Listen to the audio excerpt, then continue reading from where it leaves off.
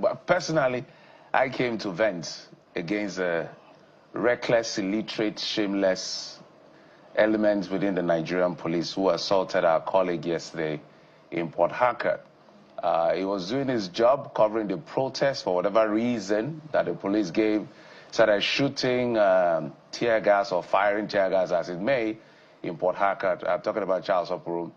And he had to, take a position to capture. That's what our work is, capture what was going on.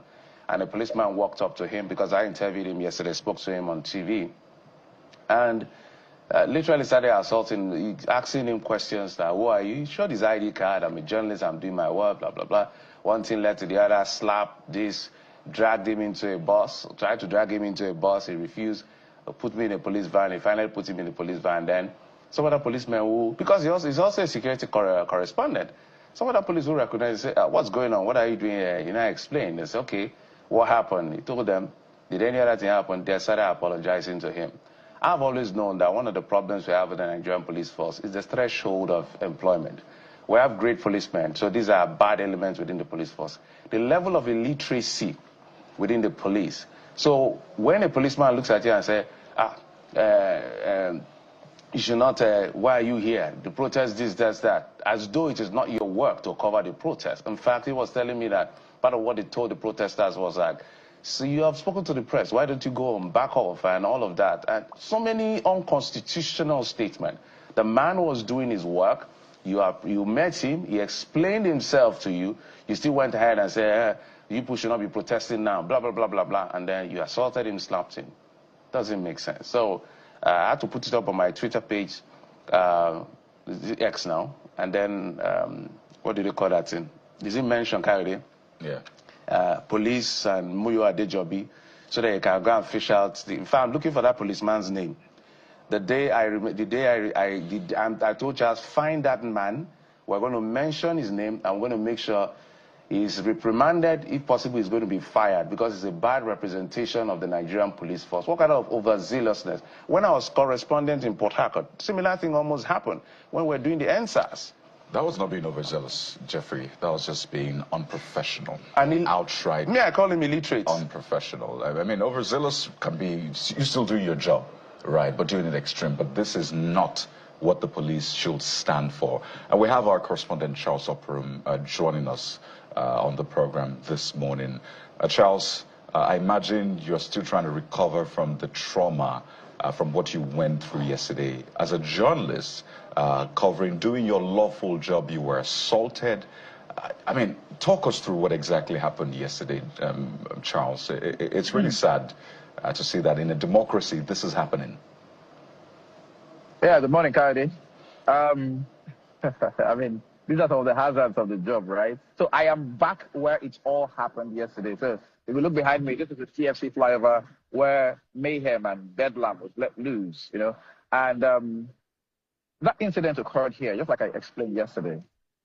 The protesters were marching from Isaac Borough Park, which is in that direction, and by the time they got to this flyover, the police reinforced. It wasn't just the police, actually. It was like a full convoy of security vehicles. I could see vehicles from NNS Pathfinder, that's the Navy, the Army, the Civil Defense. They were all in a convoy, so to speak, and they intercepted the protesters. In fact, it may interest you to know that the protesters were just about, say, maybe 20, 25 people, but the security operatives were 5 times that number. So it was almost like using a mallet, a hammer, to swat a fly.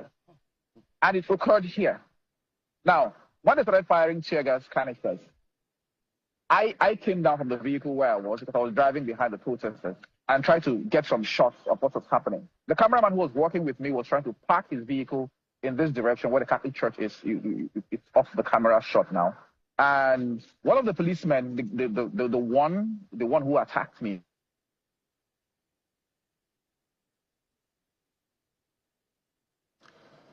We'll try to reconnect with Charles Oporum, recounting his ordeal yesterday. And this, yet again, is just to speak to the leadership of the Nigerian Police Force, the Inspector General, the spokesperson, that a journalist doing his lawful job was attacked, assaulted in the most unprofessional manner by a police officer who's meant to protect and to serve. What Charles got yesterday was not protection, it was attack. And I know we've experienced this in different facets during our jobs, and it just leaves a bad taste in the mouth. Very sour taste in the mouth, Kayode. And what the police officer may be ignorant of is that an injustice to one is an injustice to all.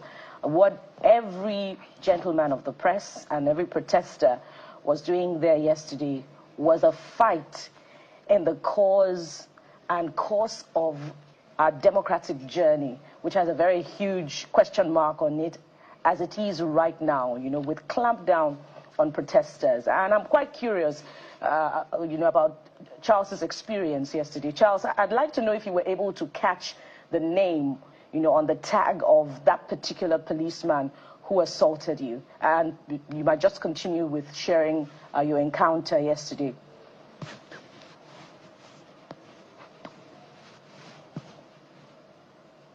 Charles. Well, the connection is not the friendliest this morning. But this is an issue that we have to raise. It's not just for us. Imagine if a journalist is assaulted this way. I had reports of a similar incident in the nation's capital as well. So if a journalist is assaulted this way, what happens to other Nigerians, really? So we must, it's essentially one for all for one. So if anybody is treated in the wrongest of ways, we must call it out. So to the IGP yet again, that this must be dealt with appropriately. This must not be swept under the carpet. Absolutely. I think what got me was not just the assaults and all of that. That is, on one hand, that he identified himself. Okay, there's a possibility if there is a crowd, you rain on people, you don't know who they are, even though that is inexcusable.